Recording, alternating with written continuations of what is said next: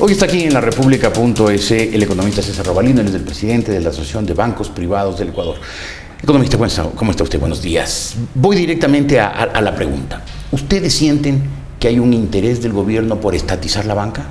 No necesariamente estatización. Lo que yo digo es que todo ese proyecto de ley que está en discusiones hoy en la Asamblea, en el plenario, es para mí una cuasi estatización de la banca. ¿Por qué? Porque el gobierno es el que en definitiva va a dar las órdenes de lo que los bancos tienen que hacer en materia crediticia.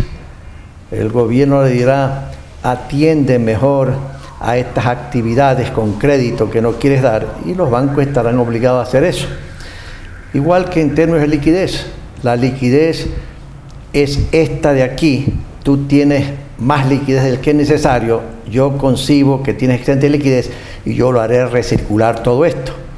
Y luego, el fondo de liquidez que sirve para un propósito específico, de que sirve el gobierno mismo, afirma de que hace las veces de prestamista de última instancia, porque en dolarización el Banco Central no puede emitir dinero, ni puede por lo tanto dar un crédito a un otro banco con problemas de liquidez. Para eso es el fondo. Entonces, lo que quieren hacer con el fondo, lo que hace es debilitar todo el sistema de seguridad financiera. Y eso es lo incomprensible, porque el gobierno ha empujado intensamente la seguridad de la red financiera. Entonces uno dice, ¿a qué se debe? Bueno, pues yo lo ligo esto con las finanzas públicas. A este gobierno le realiza muchas cosas en el área económica y financiera, no me meto al área política, en el sentido que gasta lo que tiene y lo que no tiene. Entonces el gasto público ha avanzado espectacularmente en el país. Tenemos una burocracia extraordinaria, un Estado enorme, y todo eso significa dinero. Y andan buscando dinero por todos los frentes, no solamente para terminar el año, sino para el año que viene. Entonces dicen, ¿dónde está la liquidez? ¿Quién está líquido en el Ecuador? La banca.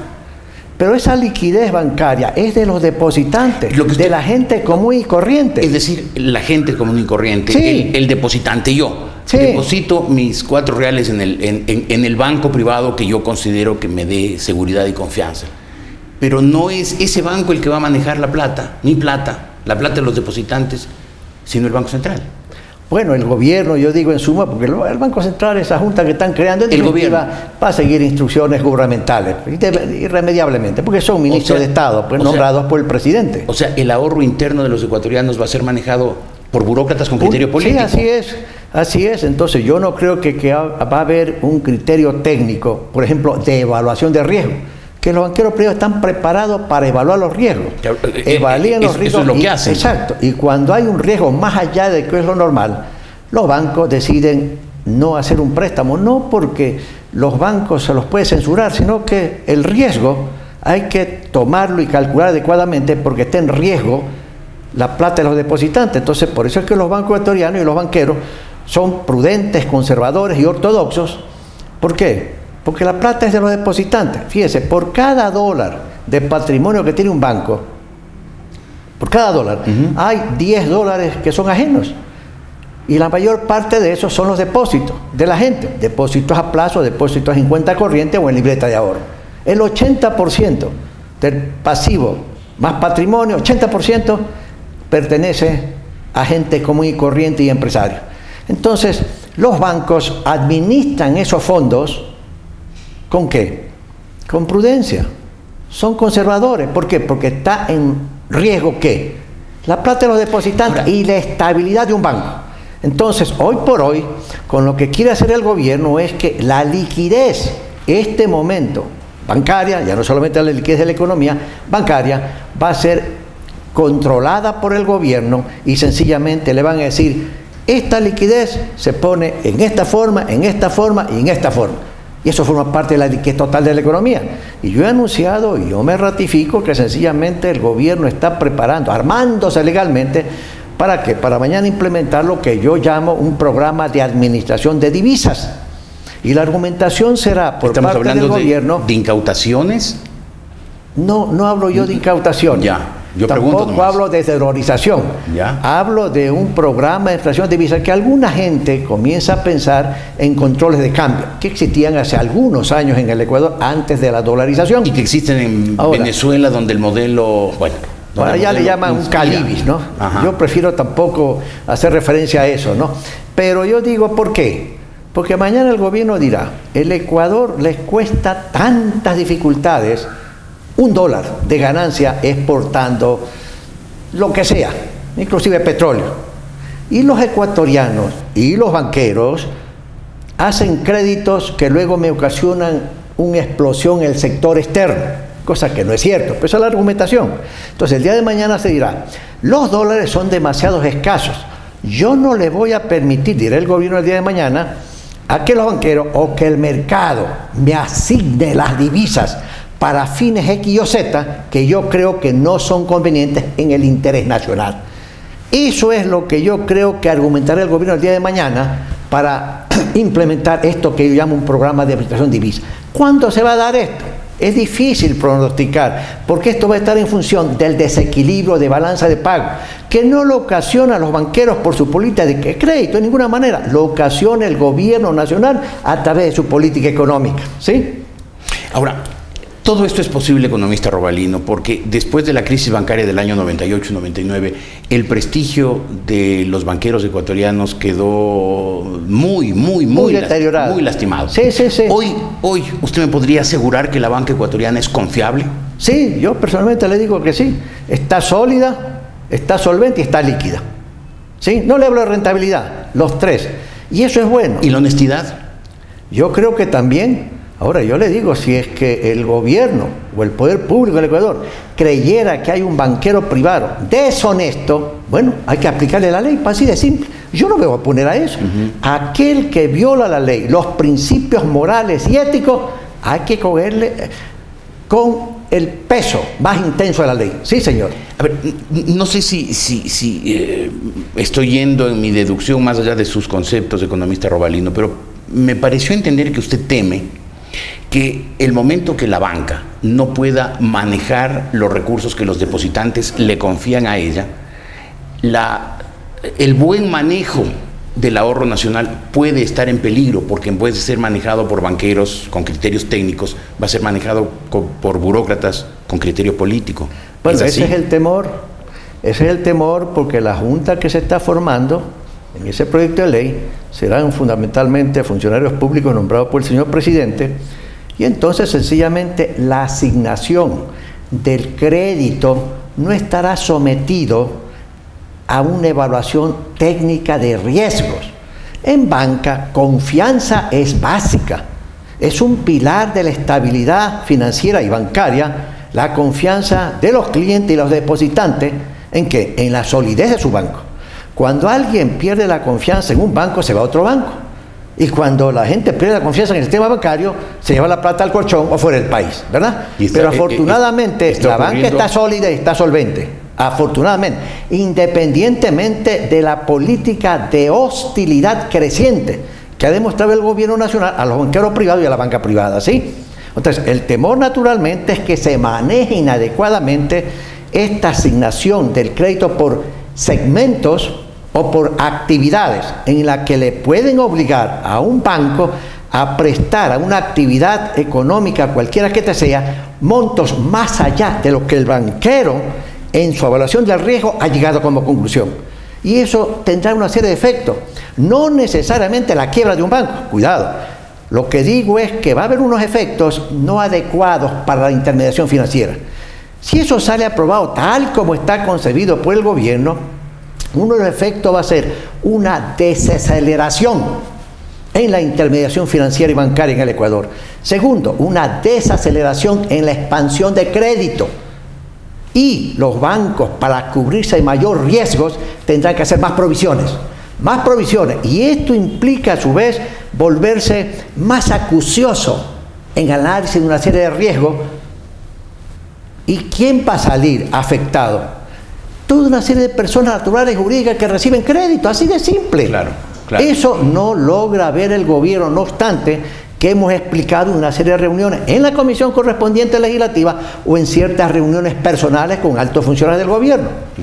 Yo digo, en esta parte de direccionamiento del crédito, no quieren aprender el fracaso venezolano.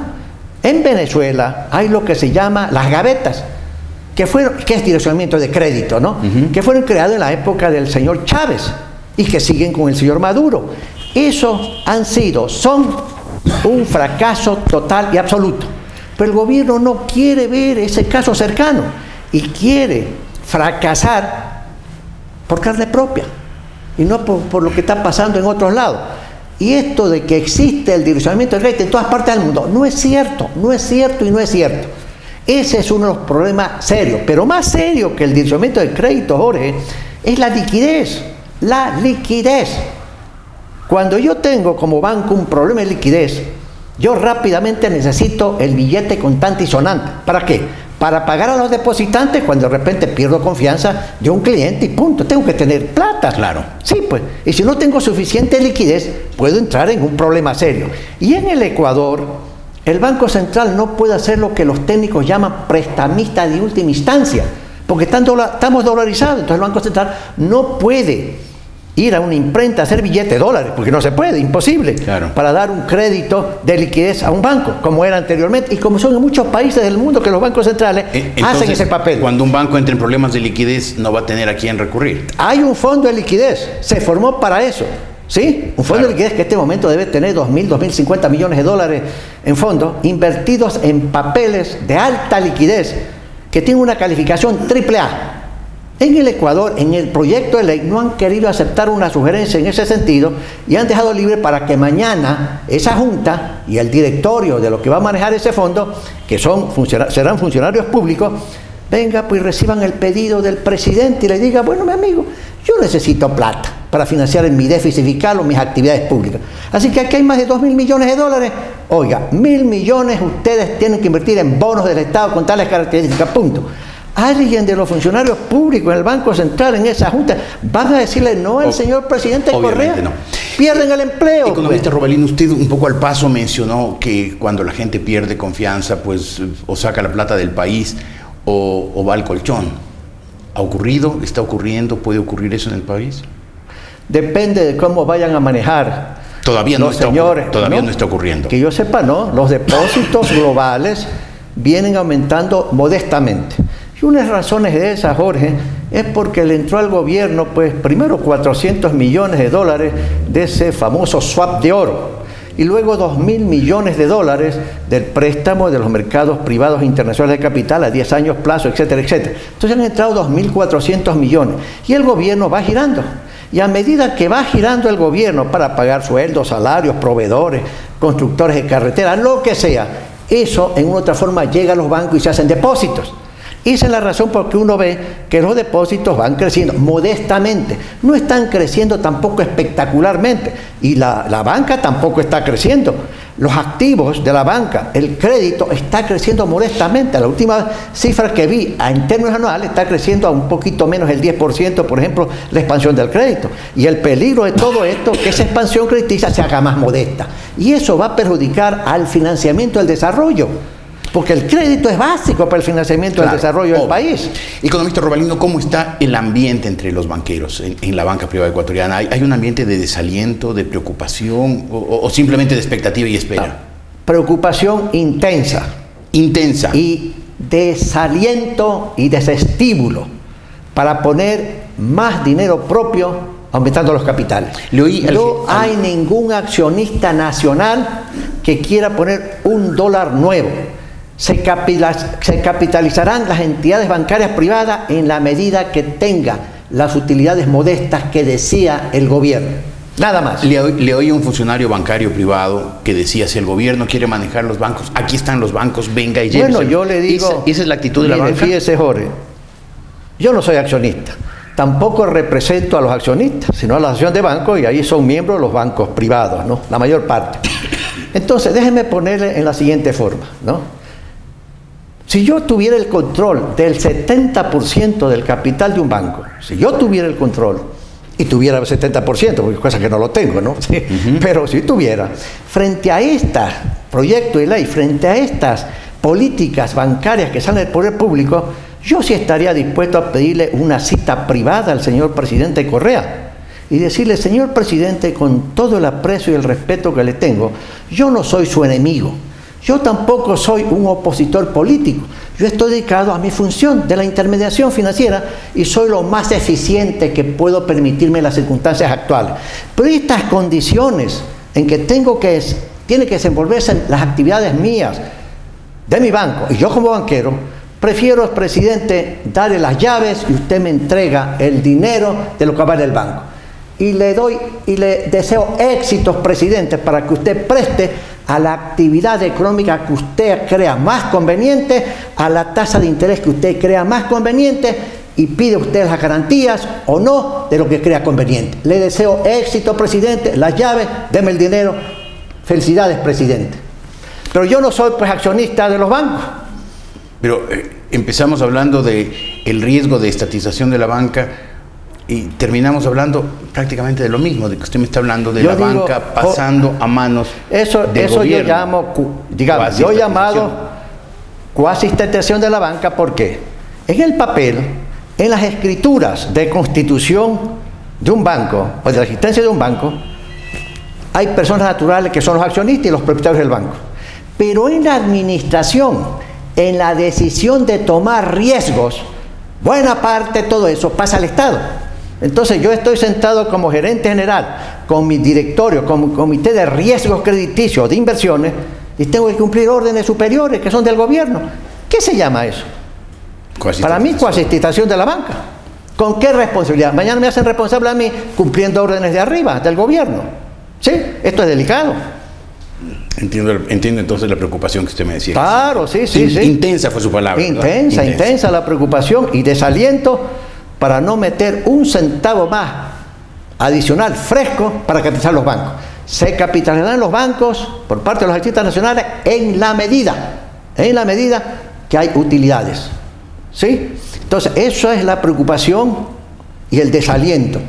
Porque vuelvo a repetir, este proyecto de ley no prueba sino la política de hostilidad creciente que ha tenido el gobierno para los banqueros ecuatorianos y para la banca nacional. Muy bien, economista Robalino, muchas gracias por haber estado aquí. Gracias a usted. César Robalino es el presidente de la Asociación de Bancos Privados del Ecuador.